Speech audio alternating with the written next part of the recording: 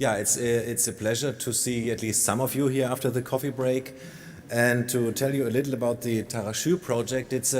Actually it's a sad moment because this will be the last presentation of this project. I mean, not the last for good, but the last within the runtime of the project, because the project ends by the end of this month.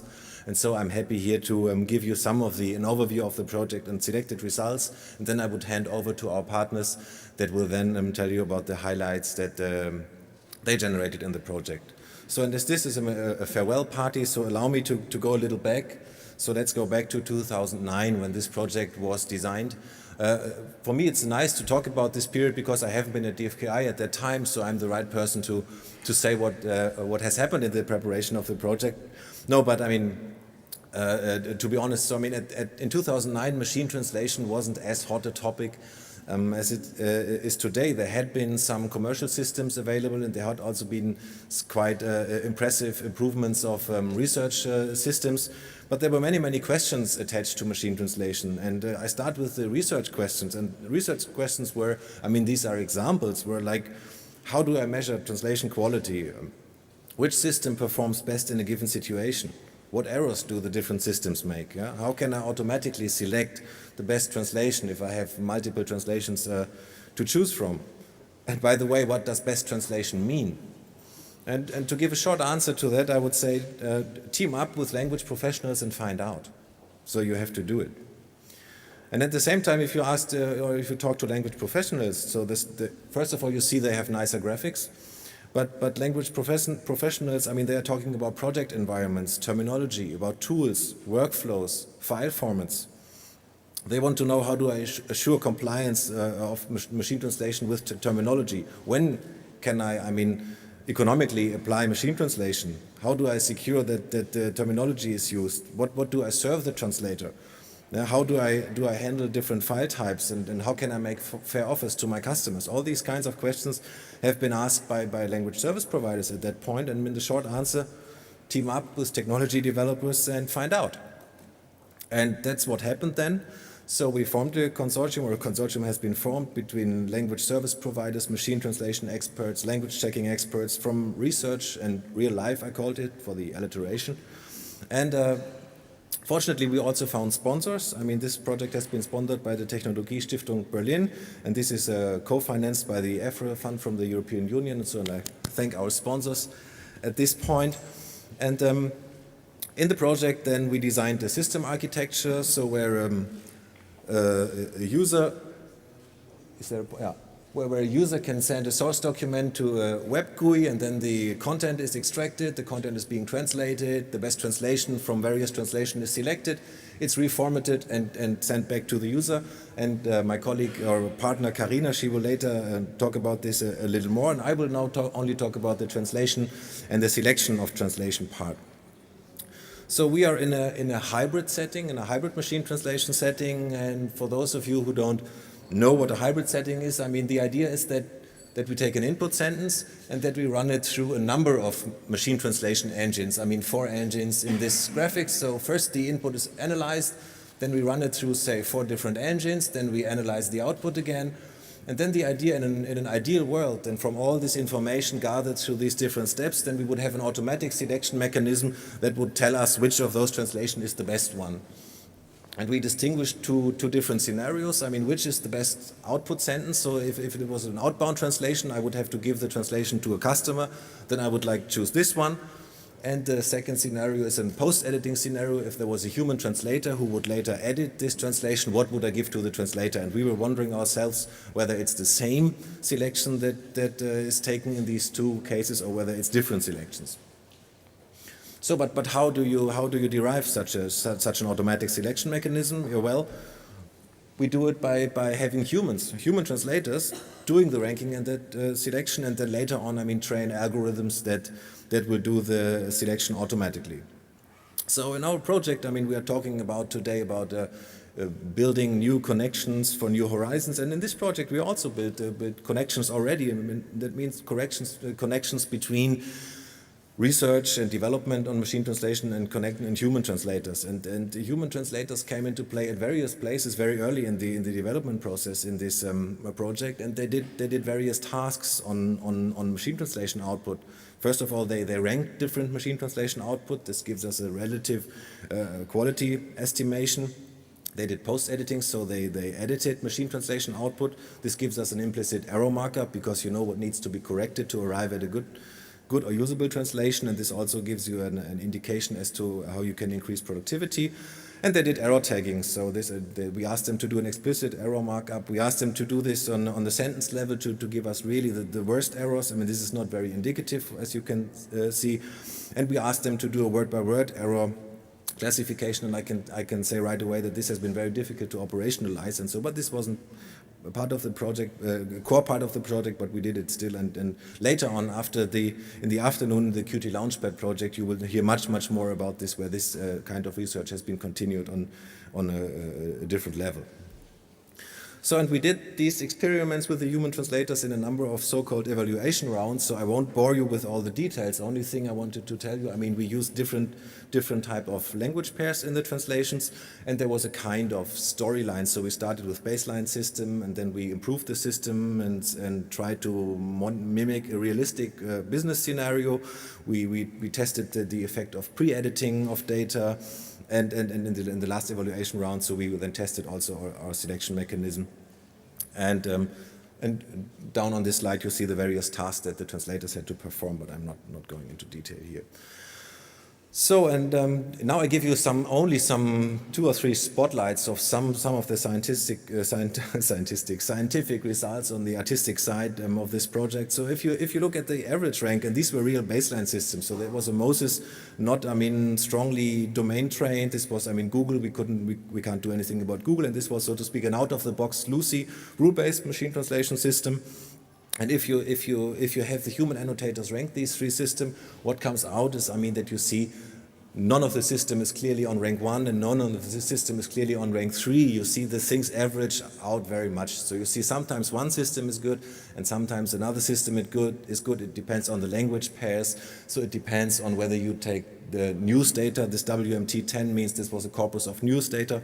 OpenOffice was a corpus of technical documentation. And you really see a hybrid system makes sense because, the different translation systems perform well in one situation and others perform well in other situations.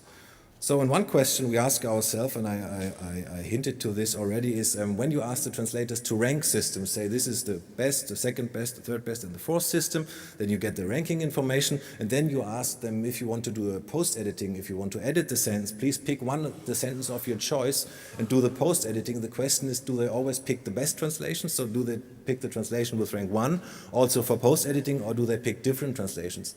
And here we found that only 7% of those translations ranked 1 have then been picked for post-editing, and 20% of rank 2 have been, and together maybe 10% from rank 3 and 4 have been picked for post-editing. So you see that, a good translation and a translation that is easy or good to post-edit are really different animals.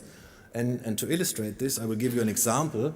So this is a German sentence, dazu ist ein Schraubendreher erforderlich, and this is a little ambiguous. In English you can translate it as for this purpose a screwdriver is necessary, and you can translate it in addition a screwdriver is necessary. So it's a little ambiguous. This dazu can mean for this purpose or it can mean in addition. And the editor later decided that he wanted to come up with a more neutral translation, which is this requires a screwdriver, it's shorter and it's more neutral.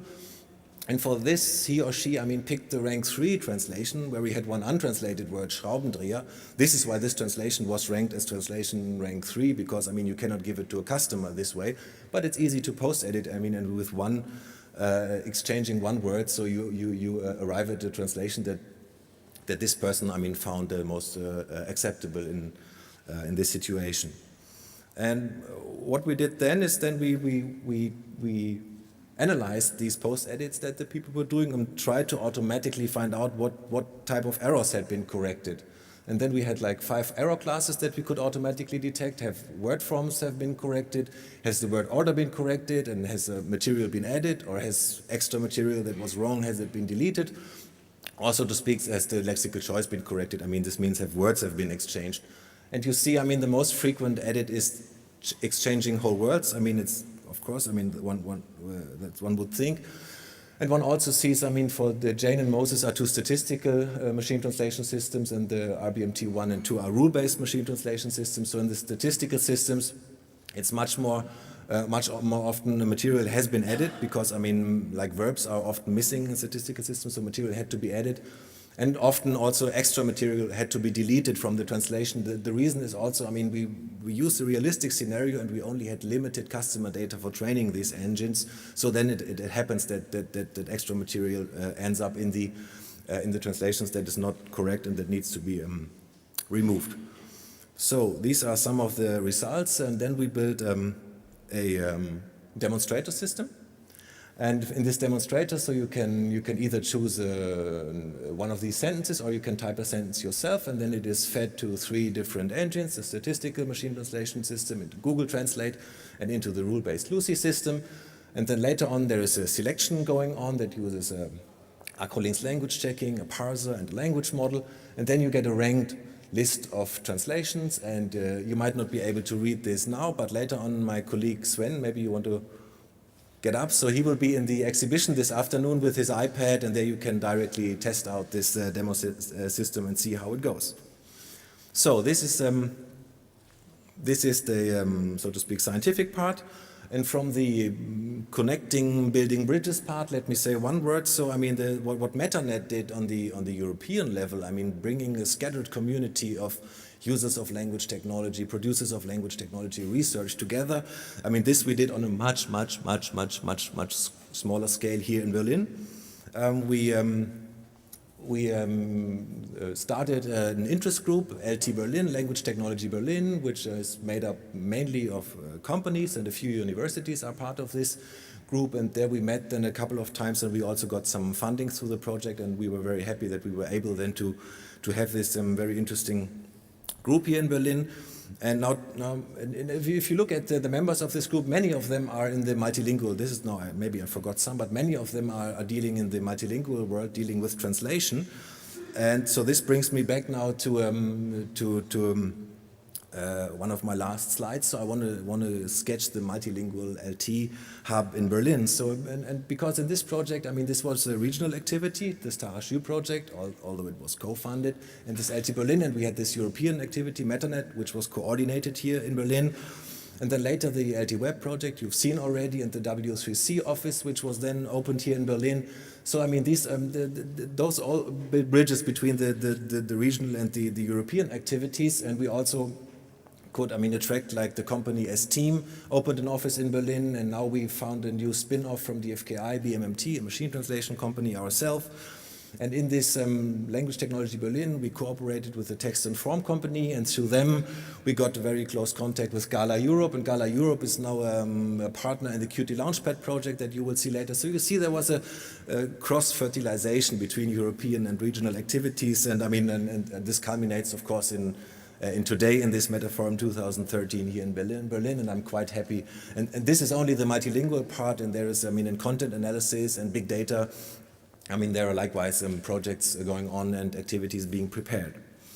And so my last content slide is, so to speak, if you see it, the lessons learned in the taraXÜ project is on the scientific side. So we learned that this feedback from human translators is really, really vital for the improvement of MT, because it helps us to limit those errors that can be tackled, that should be tackled in the future. I mean, from those things that are hard to get a handle of at the moment. One thing we also learned is the mutual expectations, so that the languages between language service providers and research, they can be very different. So I mean, you have to manage expectations to achieve usable results. And yeah, so ranking of systems and, I mean, generating numbers don't provide many insights. So I mean, all systems have strengths and weaknesses. We've seen that post-editing is really, really a good starting point for this automatic error analysis. And so to speak, we also found out that more detailed translation, quality and productivity tests are the next thing that need to happen. And as I told you already, so we will learn about this in the Qt Launchpad project later. And finally, let me acknowledge, I mean, this was a huge project, and it ran for 3.5 years, so there were many, many people involved, and I'm just showing the key personnel again on this slide. So thank you very much.